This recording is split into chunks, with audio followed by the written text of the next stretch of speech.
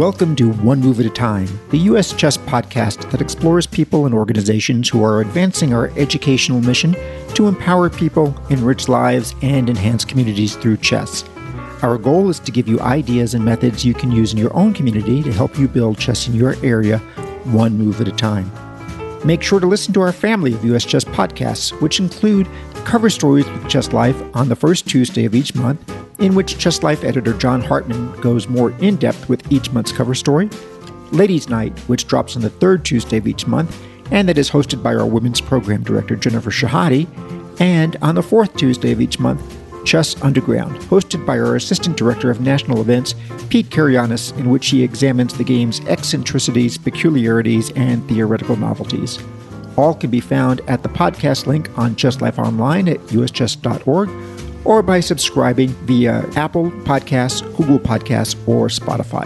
Now, let's welcome our guest to this month's podcast.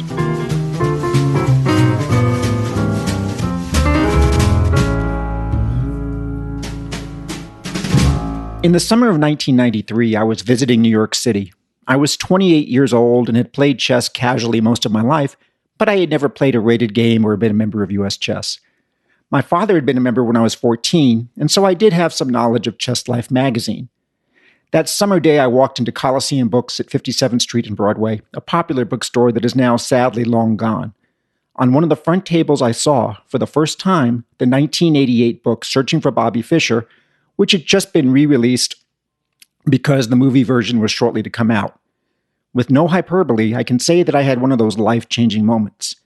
I grabbed the book, smitten by nothing more than the title. I began reading hungrily and didn't stop until I was many chapters in. It fascinated me in a way that only a few other books have, but it is the only one that directly affected my life's path. Chess suddenly became a much bigger part of my life. I saw the movie version of Searching on the day it was released in August. By October, I had played my first rated game during a work trip to Cincinnati.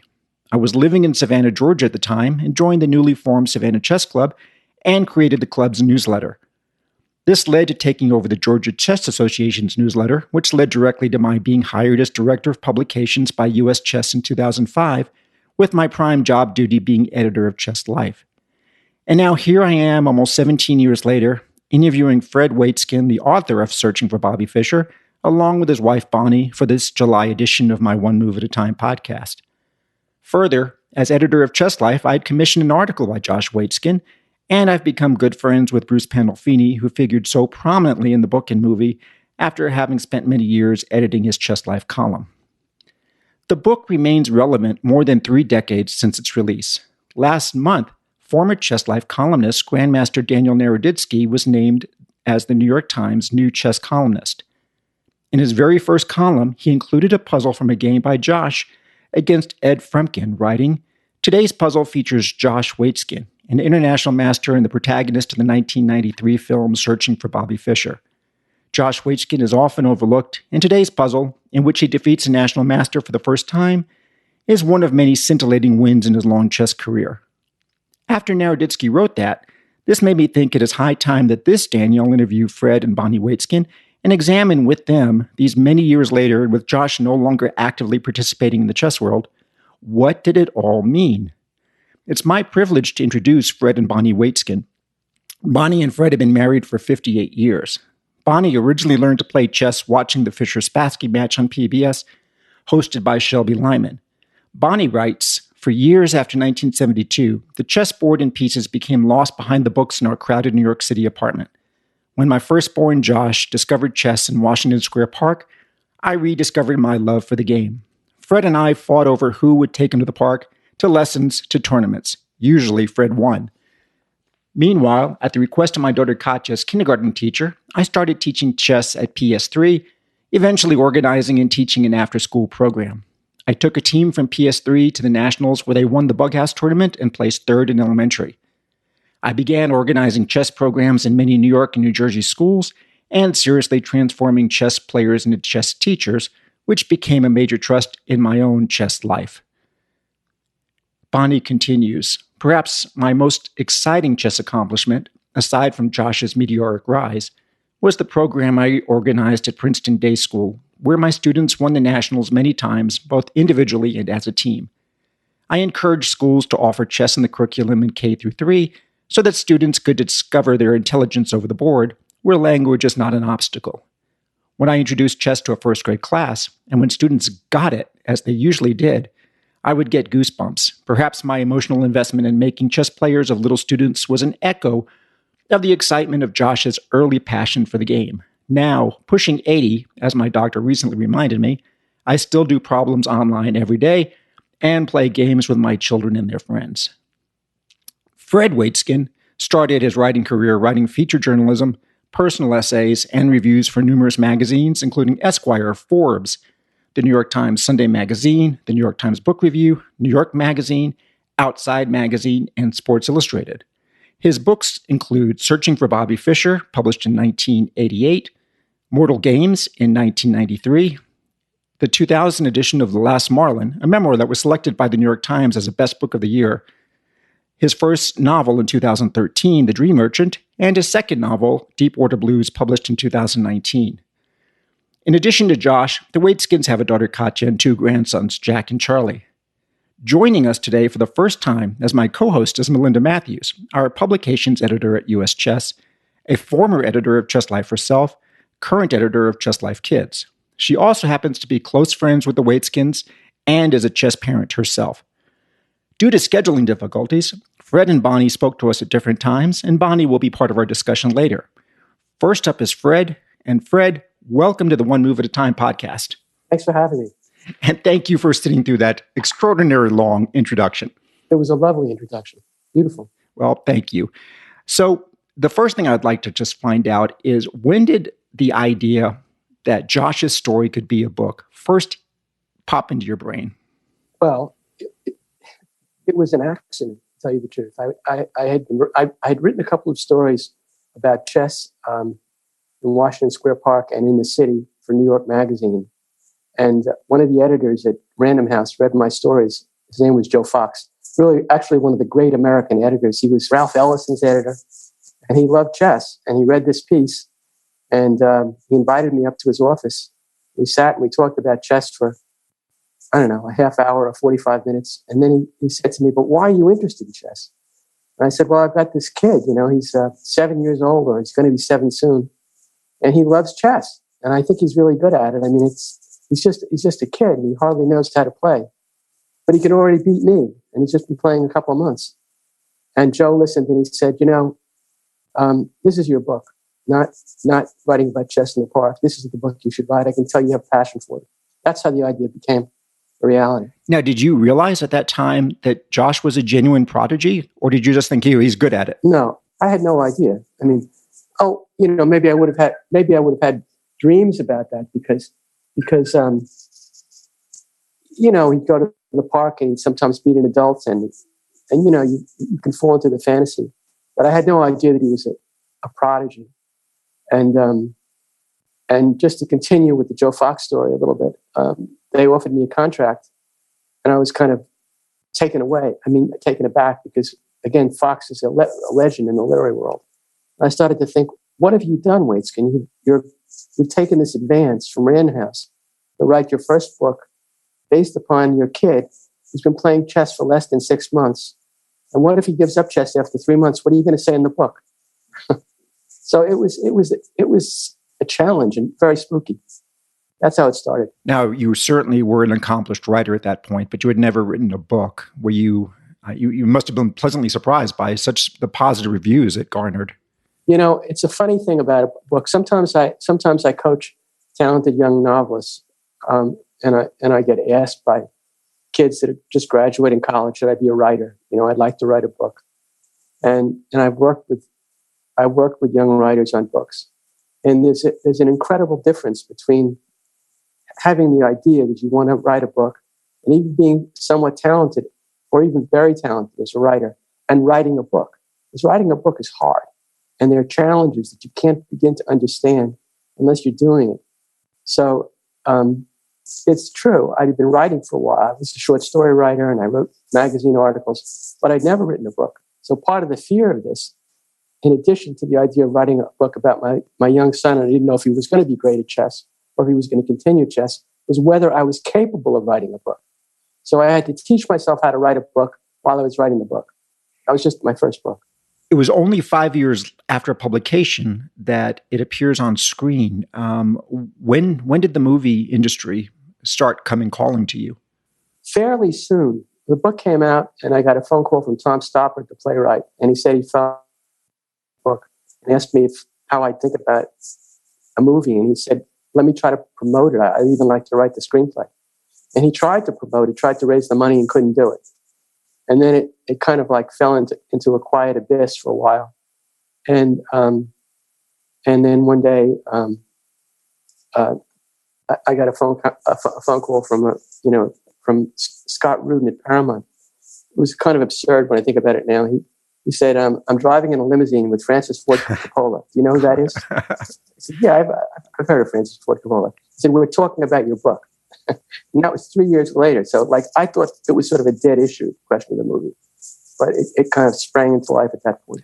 And certainly anyone who enjoys a book, and it's got, this must go, 10 times as much for the actual author. We always think that the movie is lacking something because they have to leave so much out of what was in the book. But in this case, I actually thought it made a whole lot of sense what was left out, like, visiting the Soviet Union and, Soviet chess schools and things. It just wasn't relevant to the focus of the movie. Did you feel that way as well? Or would you have preferred that they gotten everything into the movie? No, I mean, I knew they couldn't get everything into a movie. I mean, a novel or a nonfiction book that approaches being a novel is one or two steps removed from reality, and a movie is more steps removed from reality. So I knew that going in. But when the movie came out, I didn't like it, and no one in my family liked it. Josh was very disturbed by it. We all were, but it grew on me. Over the years, I made my peace with it. I came to terms with the fact that it was a movie based upon my book. It wasn't my book. And I saw the value of it, and I saw the beauty of it. And of course, I'm delighted that it exists. I mean, it's done great things for other books that I've written. And it was a good movie, but I didn't see it at the moment. At the moment, I thought, what happened to my book? Right. And this is a question I'm asking Bonnie as well. It must be a surreal experience to see someone on screen. In your case, it's Joe Mantegna, and people are referring to him as Fred Waitskin. It was strange. It was very odd. But Joe is a good guy. Some people in that movie, on a personal level, it was very difficult to deal with. Like Ben Kingsley was, very difficult to approach. I mean, he was very distant. But Joe Mantegna was a real, very approachable person. And he was willing to talk about Woody Allen and he was willing to talk about his life, and he wanted to know about our lives. I really liked him.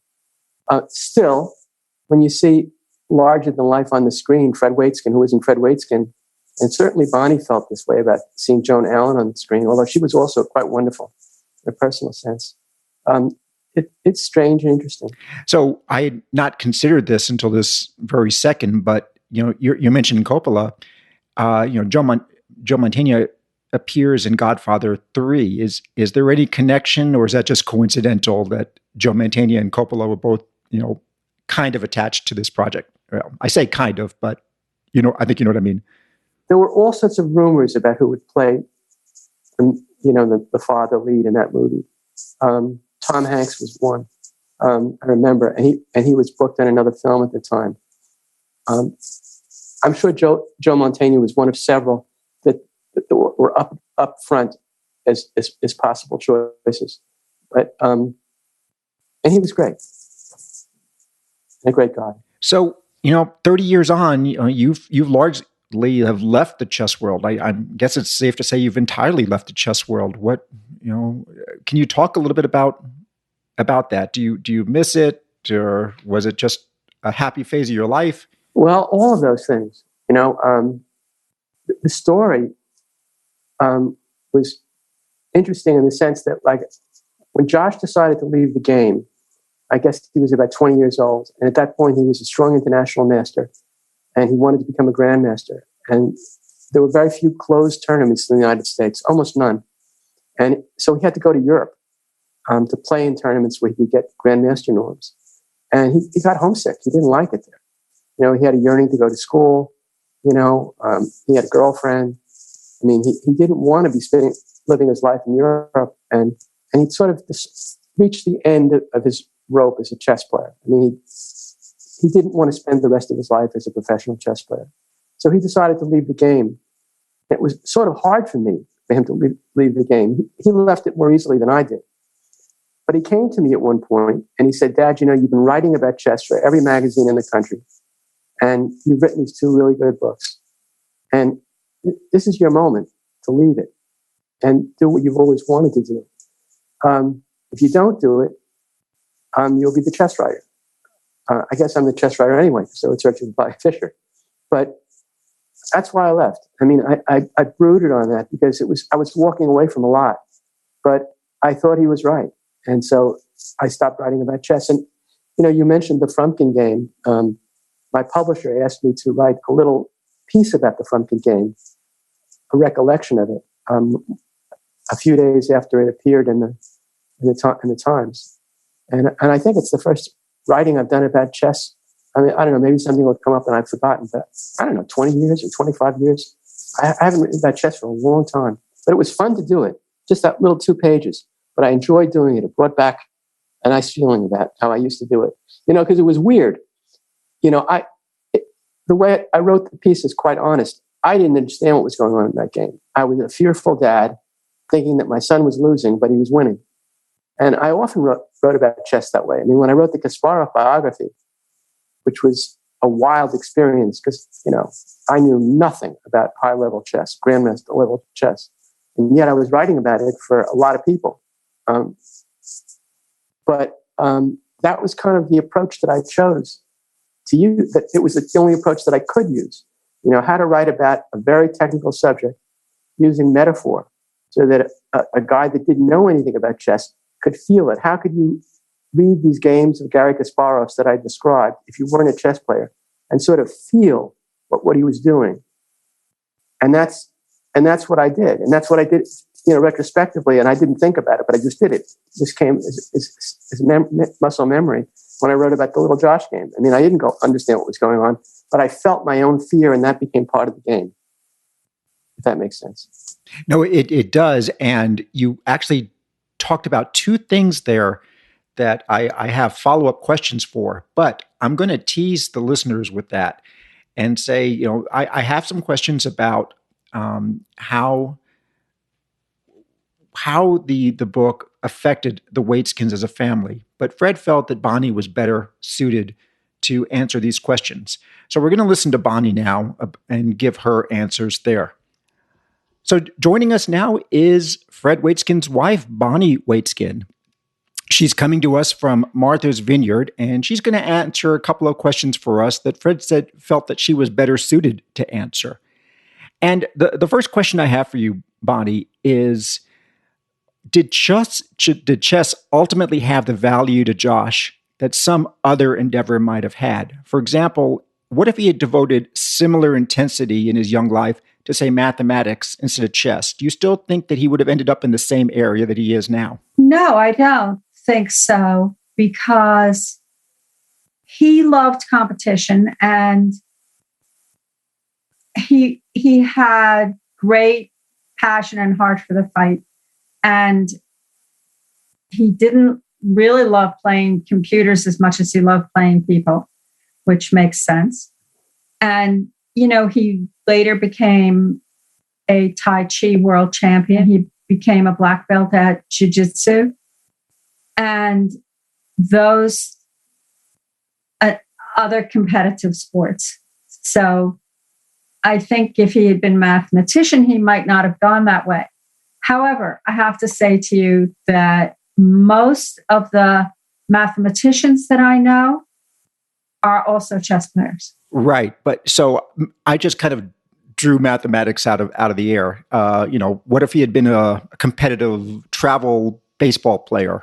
He could have gotten the competition aspect that he so craved, just in a different pursuit. Right. Well, Josh is very intellectual and most of what he does is studying with intensity and detail and really learning about something before he makes decisions. So his decision-making skills are probably his biggest chess asset. So let me ask you, based on something you said earlier, if Josh was starting out today with all of the chess.com and the internet programs and they're playing online, do you think he would have had the same interest as I think kids are playing less in person and more online? Do you think it would have held his interest in the same way? Maybe not. I think that he definitely preferred to have real competitions against people rather than computers. And I'm wondering if you think that my value question even has any real meaning, or is it simply about recognizing an individual child's talents and interests and putting the opportunities in their path to fully explore?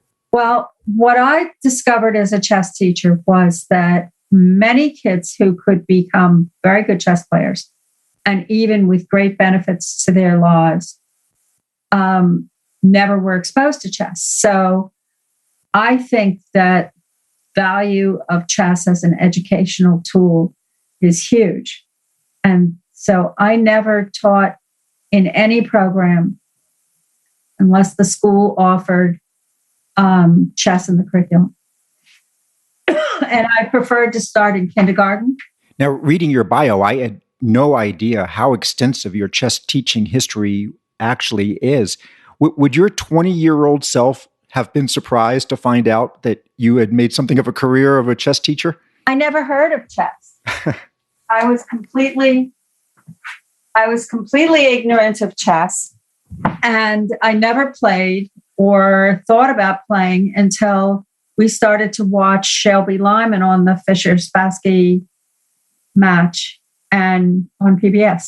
I'm thinking of the types of chess students that are out there in kind of a rubric. You have kids with desire, but not necessarily the talent. You have kids with both national championship level talent plus desire, which is probably best describes Josh.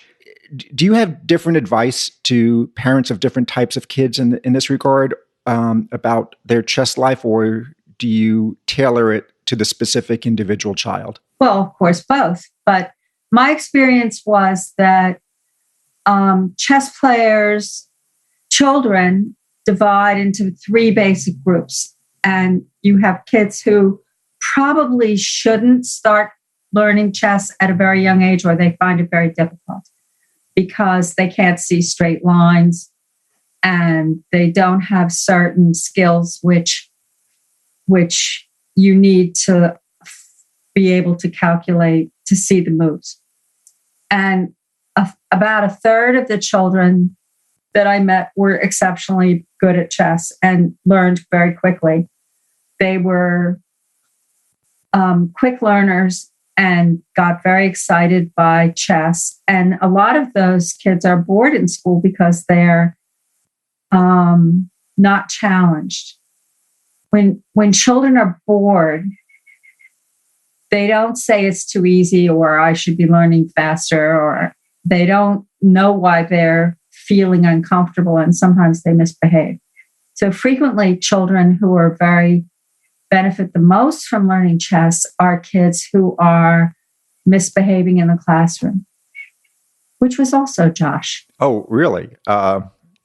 Yes. Josh, in the kindergarten and first grade, he was a teacher's nightmare. So the middle group are kids who can learn to play chess and even to play chess very competently, but they're not as quick-sighted as the other group. So what I like to do when I taught, for example, when I taught at Princeton Day School, which had three classes in each grade, I like to divide the kids by ability and put all the kids who need to spend more time on the basics in one class, and all the kids who are learning pretty well, and all the kids who are learning very fast in classes so that they could work with students of their own ability. that meant that if they were playing each other, they had lots of opponents. If you have 16 kids in a class, you're going to be very sure that each child will have an appropriate opponent. But if you have less than 12 kids in a class, you can't be sure that that will happen. So I think there was chess classes benefited from having a few more students than like between 12 and 16 students was ideal. 16 was ideal. But so how would I teach each? Suppose I had a mixed class. I would offer 3 levels of work. For example, if I had worksheets, I would have 3 levels of worksheets. So if I'm teaching, say, pins, I would show the concept, I would give some examples, and then I would give the kids worksheets at different levels. And I would let the players choose their level. So some players would want to do all 3 sheets, and some players would just want to do the easy sheet. I would let them choose which one they preferred. But I think the most important thing in answer to your questions was that if I never tried to make chess into a culture of tournaments. I made chess into a culture of discovering your own mental capabilities and improving on them, so that the reward is not winning the game. The reward of playing well is the excitement of epiphany, of discovering concepts and discovering the power of your own brain. And I think that chess has an intrinsic reward system for the student. So rather than encouraging winning and losing, I would encourage students to discover how smart they are. And that was very empowering for all students at all levels, especially when they go home and play their parents and they beat them, which is what happened with Josh. That kind of triggers another question for me, and I suspect I know how you're going to answer based on how you just framed this, but I'm curious about the amount of time some parents will spend devoting themselves to their children's chess lives. And this question can certainly apply to any pursuit, not just chess. You know, Little League parents are out there. But speaking generally, do you think it's good for a family dynamic when parents don't focus on themselves first, of course, assuming all the child's basic needs are being met? But shouldn't everything else from a family flow from that rather than putting the child's avocations first? Well, I don't know any young chess players who became really great players whose parents weren't very supportive.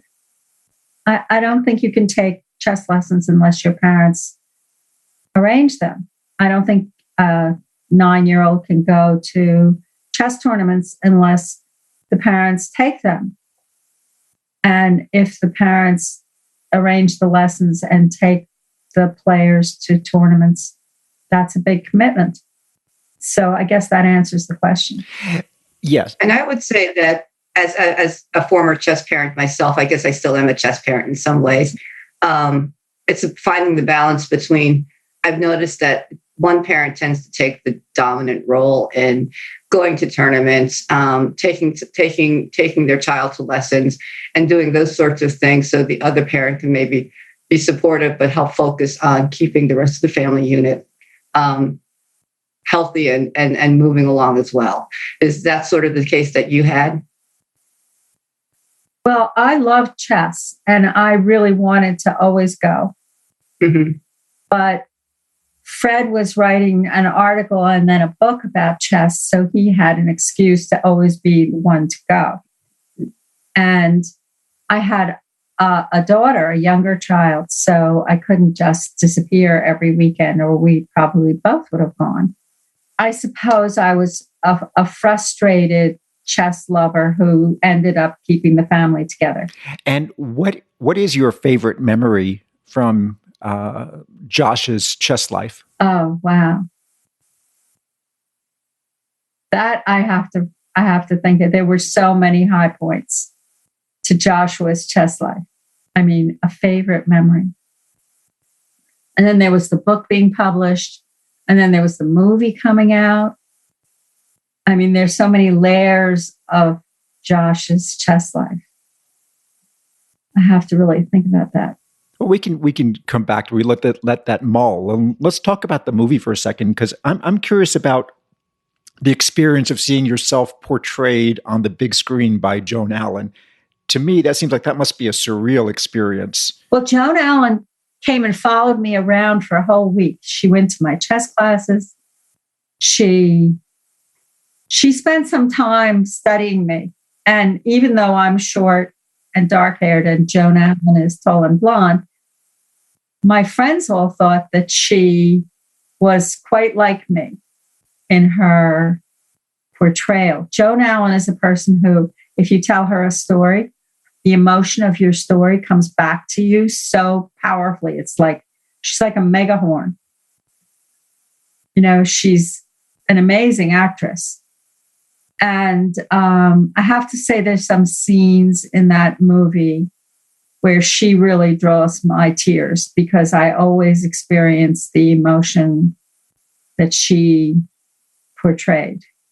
So it was very interesting. Okay, well, now I have to follow up with, give us an example of one of the scenes that drew tears from you. Well, one of the scenes that draws tears from me is when she slams the door.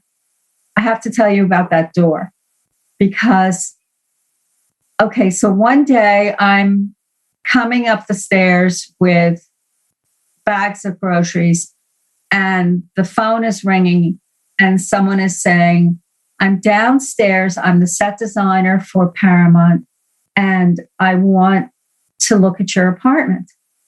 Well, my apartment was a total mess, right? And it's a tenement apartment. Anyway, so they come up.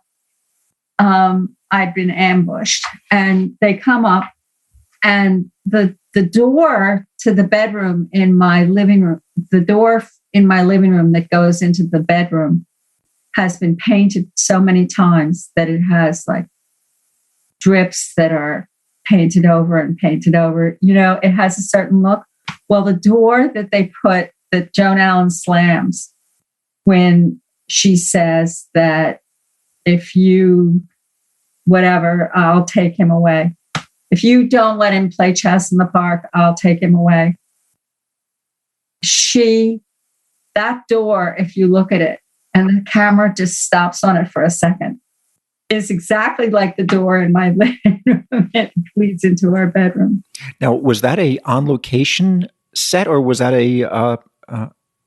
Okay, the interiors were shot in Toronto, and the outdoor scenes were shot in New York, mostly in Washington Square. Okay. That was in Toronto. Tell us what chess, looking back over the years, what has chess, the game overall, meant to you and the Waitzkin family personally? Well, to me personally, I really think that chess helped me become an effective decision maker and problem solver. That many of the qualities that children pick up learning chess also were qualities that helped me grow into adulthood, so to speak. And among those qualities are many things that, if you look at assessments of math intelligence, for example, flexibility of mind and the ability to drop a bad plan or to change your focus, a lot of those abilities I learned in chess games. For example, there's this concept, reversing the order of the moves, which means that if you think that you should do this and that, then you do that and that and this. Reversing the order of things is something that I learned from playing chess that helps me a lot in making any kind of decisions. So I think that chess became for me a real intellectual supercharge. Also, I discovered, as many people do, that I was really good at chess and that I really liked chess. And I had never learned chess or been exposed to it until Josh. I mean, I had Josh when I was 32. So he was 6 or 7 when he discovered chess. And I effectively started playing chess when I was 40. Melinda, before I get to my last couple of questions, any questions on your plate? I think Bonnie's been very eloquent and answered everything very thoroughly. So I'll revisit the one question we tabled, Bonnie. Any particular favorite memories from Josh's chess life? Well, not really a favorite memory, but a memory which stands out. Of course, there were so many high points in Joshua's chess life. I mean, one of the high points of Joshua's chess life was just when we started playing in Washington Square Park. And he was playing against these pretty rough characters, as Larry Breakstone portrayed in the movie. He was playing so well and really winning games against people in surprising ways. And it was so exciting. It was like very exhilarating. It was an intense experience. And before go ahead. Oh, and the other reverse kind of experience was that when he first started to play, he would always want me to play with him. So I'd be cooking dinner and talking on the phone, and he wants me to play chess with him. So I would just make random moves. I had no clue about chess. I was just learning. I mean, I was just being introduced to chess. So, and he would be so mad at me because I was so easy to beat. And I just remember that I've seen many students have the experience of winning against their parents in chess games and how they feel about that. I've also seen students who really don't want to play against their parents because this happened with Josh after he easily beat Fred and me both in chess games. He really didn't want to play with us anymore. It was not, if you have to hold your parents' hand to cross the street, you really don't want to know that they're such bad decision makers that you can easily beat them on the chessboard. Like if you're sitting in the back seat and your parent is driving and you know that they're a lousy chess player, it does not inspire your confidence. Mm-hmm. And I've seen that with many students. No, that's an interesting point. And, certainly many little boys have hero worship of their fathers. And I could see where that could potentially be damaging in this situation. I don't know why you just say little boys. Because we're talking about Josh. That's the only reason. Okay.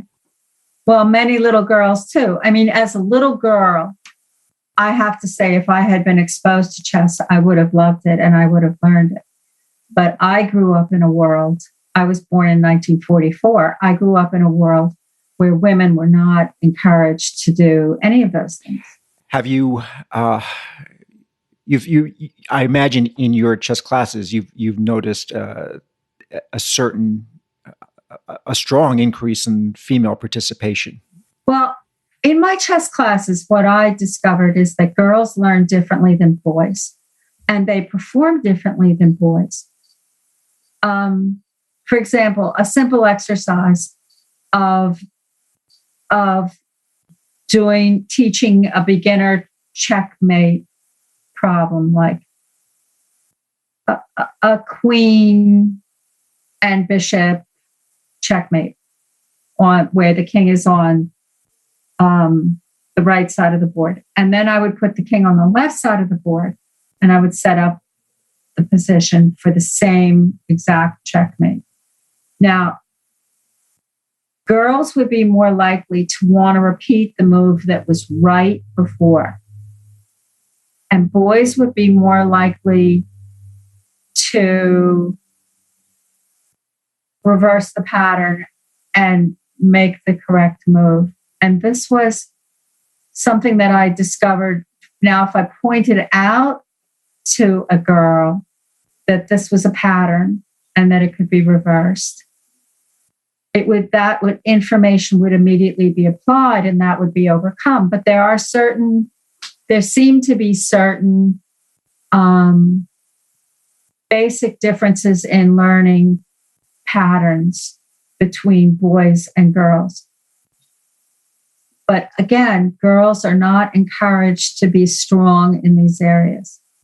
And still in schools, it's very hard to overcome these attitudes. And I see it everywhere I go. So I feel quite strongly that women need to be encouraged to learn and to show strength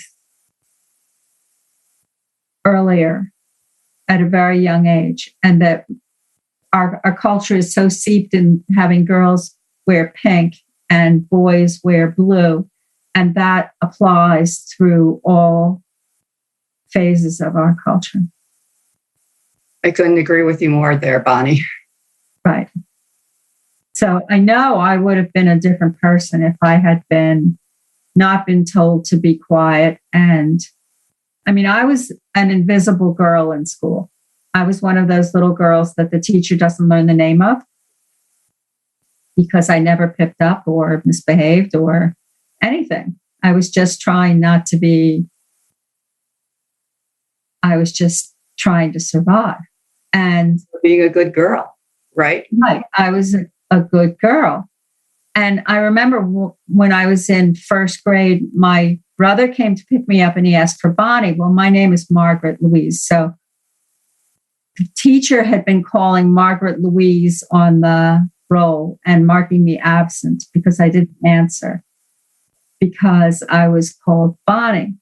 So she told my brother that there was no Bonnie in her class. And it was like a month into school. So she had not discovered me at all.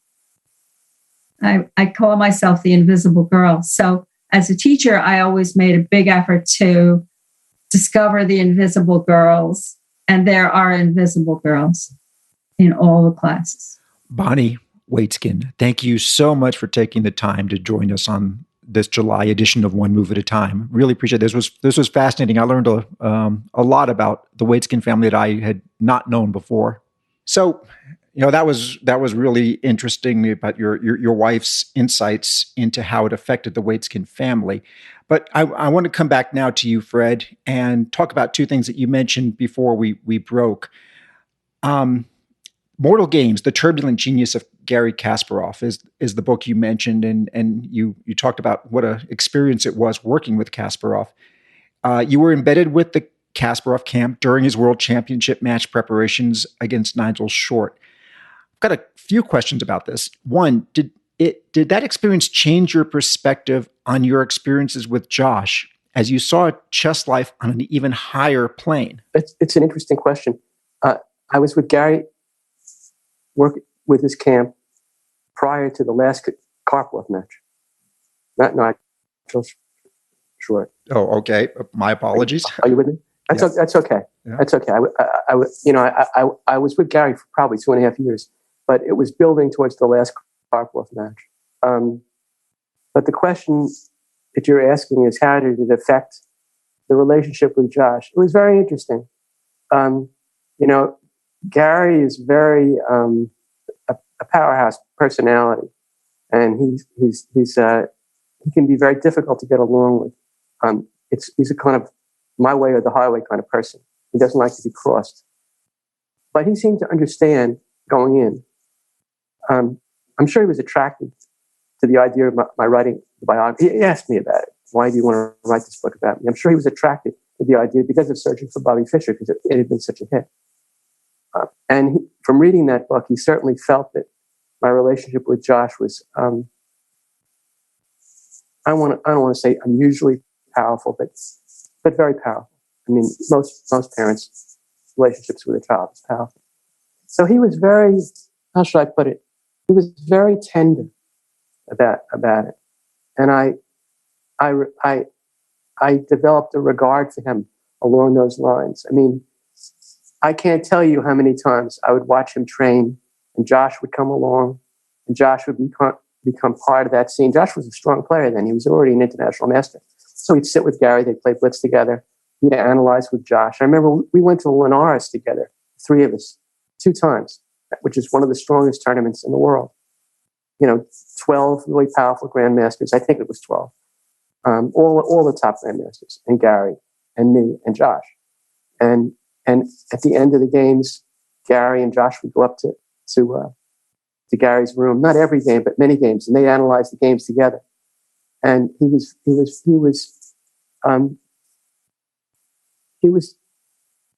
incredibly differential to a young man who was not his equal as a chess player. Josh was very strong, but not the equal of Kasparov. But he always wanted to know Josh's ideas and what Josh thought of the position.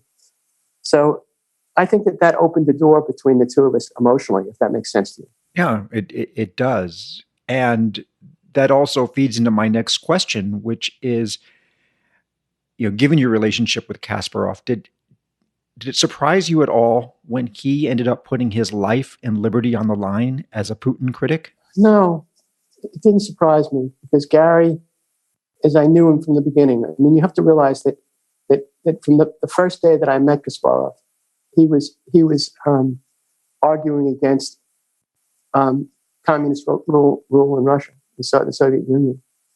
Even all the time he was training for that match, half of him was into the politics of the day, and we often talked about it from a psychological point of view.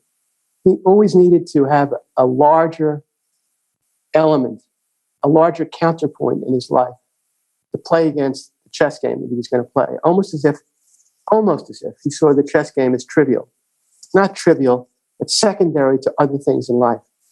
And he needed the grandiosity of a large stage, larger than the stage of world chess champion, in order to do his best. So when he was no longer the chess champion, and I saw him a couple of times after, he seemed to be floundering around a little bit, to be looking for his voice. It wasn't enough to be a former chess champion. What am I going to do? And so,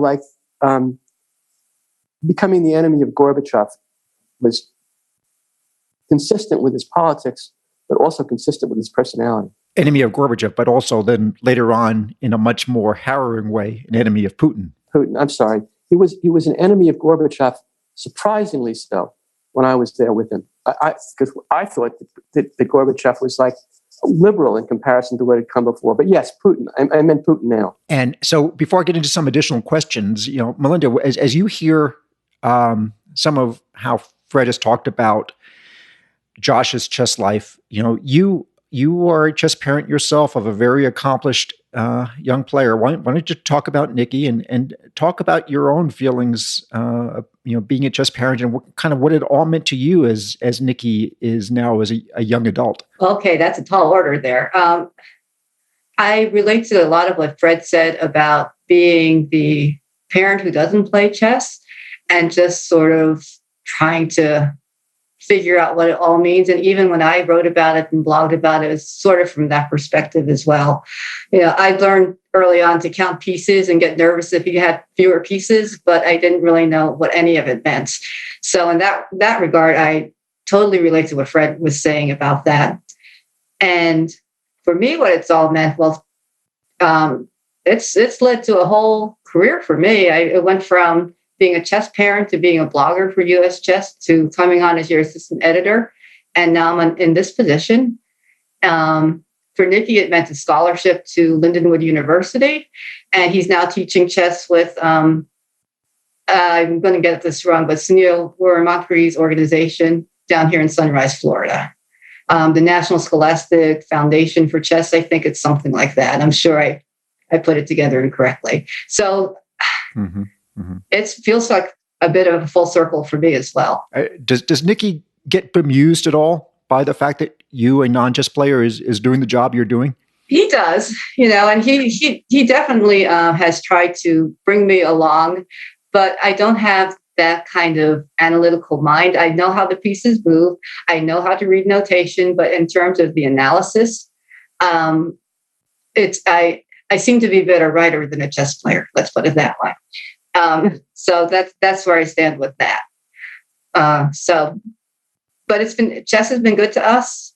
I can't imagine my life without it at this point, and I'm still trying to learn. I'll just never be his caliber. Right. Now, Fred, you had written The Grungy World of Big Time Chess, and you had some worries at the time that you were pushing Josh in the wrong direction, that the boy might follow the same sad path that some brilliant chess players sucked into poverty and despair by their obsession with the game, which is a line I read in an article I found on the web on a website. Does it surprise you at all? Are you really pleased that Josh has become such a well-rounded adult, even if chess is no longer in his life? I'm certainly pleased. I mean, but I would probably say that it would be disingenuous of me to say that I wasn't surprised. I mean, I was surprised. As I said earlier, it was hard for me to pull myself out of chess, and Josh was the player. He was really good. But he seemed to sense that that maybe in a psychological and an emotional sense, he'd already done it. He wasn't a world champion, but he'd won so many championships, and he'd felt all of that. And he was still just 20 years old. And so it was a great opportunity for him to move on and try out other things. So he was ready to go. And I never felt the remorse from him that I felt in myself. And going back to that article, The Grungy World of Big Time Chess, which it absolutely was 30 years ago, since you're no longer in the chess world, are you aware of how the script has been completely flipped? No, I can't really say that I am. Yeah. So now the St. Louis Chess Club, has kind of become the center of certainly chess in the United States, if not world chess. And things are done at such a high level now. When I started myself, one of the last U.S. Opens or U.S. Championships I attended before St. Louis took it over was just in a grungy little hotel ballroom, and now it's they've got great facilities, top literally world class facilities, and such. So it's a very different chess world now than it was when you started writing about it. Makes me happy. That's great. I do hear something about that from Maurice. Maurice actually and Josh remain close friends, and I've always been close to Maurice. So I see him a few times a year when we talk. He fills me in on what's happening in the chess world. Maurice and Bruce Pandolfini, they're my buddy. Yeah. Maurice has become one of those great color commentators for St. Louis events. It's a lot of fun to listen to him on internet broadcasts. So, Fred, tell our listeners what life is like for you and Bonnie now. Certainly, if anybody reads your novels or your books about fishing, they'll have a good sense of that. But let's hear it in your own words. Well, first of all, a word about Bonnie. I mean, it's great that she's included in this, because she really has been in our family the keeper of the flame. She was tremendously successful as a chess teacher. I know from your introduction, it's already in there, but her teams won national championship after national championship, and she loved it. And she really embodied that she caught the fire from her son, and she did that for years, and she did it brilliantly. She's a wonderful teacher. So that's a big element. And we've been partners in many ways. I mean, I've written, I guess this is the fifth book I'm working on now outside of chess.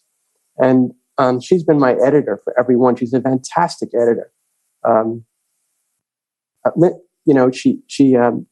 I've had a lot of editors in a lot of big publishing companies, but she has a great sense for my prose. She edits my work without, she corrects my mistakes without ruining my prose style. And so we've been a partner in that sense for years. And Melinda also reads my books. She's terrific. She reads my books and tells me what what she thinks, and she doesn't think this woman quite works properly, I go back and work on it. She's a great reader. Great reader.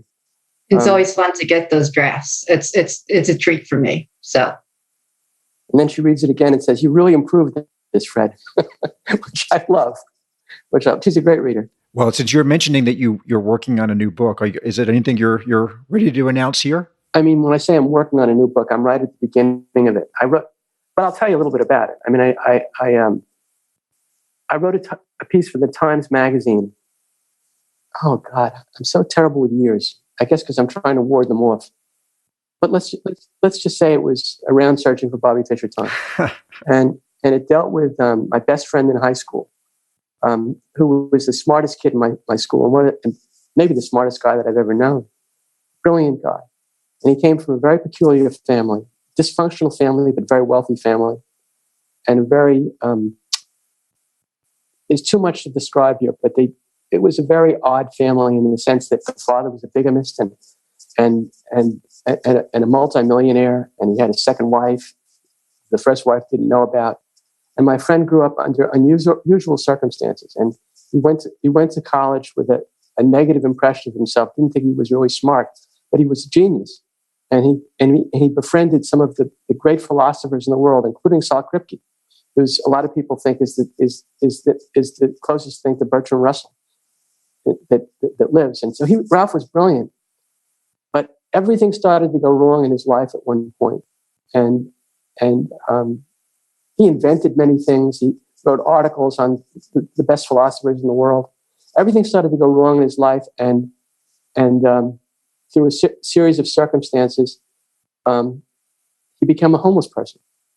And he was homeless on the streets of Florida for 30 years. Still brilliant. And we stayed in touch. And working on his ideas and helping other people that were homeless and suffering and making the best of a difficult situation. And I had a sense when I wrote this piece for the Times magazine that there was a book in it. But one of the things about me is that if I've written something, I don't want to write it again. And it took me a lot of years to figure out how I could write this in a way that it would go in its own direction. One of the things that I do as a novelist is that I kind of combine fiction with nonfiction, or nonfiction with fiction. I think a lot of novelists do this, but they don't own up to it. You know, like if you think of someone like Ernest Hemingway, for example, when he wrote The Sun Also Rises, he wrote about those characters were all friends of his, real characters. And in his first and second drafts, he used their real names. But then as he came close to publishing it, he took the names out. And you have the impression that it's a work of fiction. Well, it is a work of fiction because the real characters became fictive characters. But what I do, which is a little different in my books, is I take real characters and I juxtapose them to characters that are more totally fictitious. So in this new novel, you'll have this character of Ralph, although he probably won't be called Ralph when I write the book. And there'll be other characters that I introduce that I don't really know personally, and they'll interact, and it creates an interesting dynamic. It's sort of one of the hallmarks that I use in my books. So that's the book that I'm writing right now. And the other thing that I mentioned this earlier, my second to last book, which was called Deep Water Blues, which Melinda certainly read more than once and commented on, is being turned into, I can't say it's being turned into a movie, but the script has been written. So I'm working on that too. I'm advising the screenwriter. Those are the two projects that are alive for me at the moment. Oh, very, very cool. Melinda, do you have any other questions before we start closing this out? Well, I might want to circle back just a little bit, since this is what does it all mean, and just kind of ask what you may have learned about yourself going through as a parent and as a person going through the chess journey with Josh. And then I also wanted to ask what's happening with your grandchildren. Are they learning chess? Do they seem to be going on this path also, or are you just taking it as it comes? Well, taking the second question first, both of my grandkids, Jack, who's 10, almost 11, and Charlie, who's 6, have been interested in chess. And they play chess. And they enjoy it. But neither of them seems to be on fire with chess. And I think everyone in the family is delighted about that. Because it would have created a challenge and a difficulty if one of them was really playing competitively, because it would have been a hard act to follow. So chess is lovely in their lives, and Bonnie is a great teacher. She's taught them both how to play. And Josh admires their chess from afar. But that's, I think, as far as it will go with them. And then the first question, ask it again, Melinda. I was just curious about how the whole journey with Josh as a chess parent changed you or influenced you, or what did it all mean to you now that you're past it? Sure, I could answer this question if we talked about it for a half hour. It's a hard one to give an easy answer to. I mean, it taught me so much. I mean, it taught me, when I wrote the book and I was asked about what it was it a book about chess? I said it was more a book about a parent's introspection about what his child was doing rather than a work about chess. And so I wrote a lot about my mistakes, things that I did that I felt badly about, things that I felt good about. I felt like I surely felt badly. I mean, I wrote quite candidly in the book that when Josh lost games, which wasn't so often, but sometimes, I would get so down about it, inappropriately down about it, and that put a certain pressure on him, so that he was worrying at certain points that he was playing for his father's welfare rather than the joy of the game. On the other hand, I think if you were talking to Josh now, he would tell you that we were a great team. That my impulse for him to play well was when he was down and wasn't so interested in playing. The fact that I wanted him to play and play well was he derived inspiration from that. I mean, in the Times Magazine, they called one of the stories on this John McEnroe's father and me, because I felt like I was a little bit like John McEnroe's father, pushing my kid to do as well as he could do. I mean, if I had it to do all over again, would I not push him so hard? Probably, because I've been chided so much over the years. And would it have cost him something? It probably would have cost him something, and he would have gained something at the same time. That's just one answer. I mean, I could attack this question from a lot of different angles. Yes, and I mean, I feel the same way. It's I think about some of the things, things I could have done better as a chess parent, and I think of some of the things that I think I made good decisions on. So it goes in all different directions. I understand. I think that one of the things that I feel good about at the end of this incredible odyssey is that we've come out best friends, Josh and I. So feel good about that. I think that's a perfect place to close it. Fred Waitskin, and again to Bonnie Waitzkin, thank you so much for joining us on this One Move at a Time podcast. And Melinda, thank you for your participation as well. I enjoyed it. Thank you. And thank you. This was a great talk. I enjoyed it. Thank you for joining us on this edition of One Move at a Time, which always drops on the second Tuesday of each month. Our theme music was composed by National Master Alex King of Memphis, Tennessee. Our podcasts are produced and edited by Jason Andre at 7 Season Films, Photography, and Media. Please visit www.7seasonfilms.com to find out how to start your own podcast.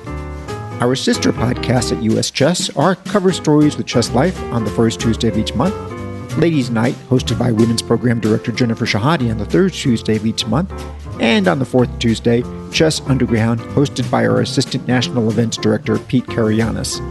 I hope that you have learned something of value that you can now use to help build chess in your own community. We'll be back next month with another Chess World personality who is helping us advance our mission statement to empower people, enrich lives, and enhance communities through chess.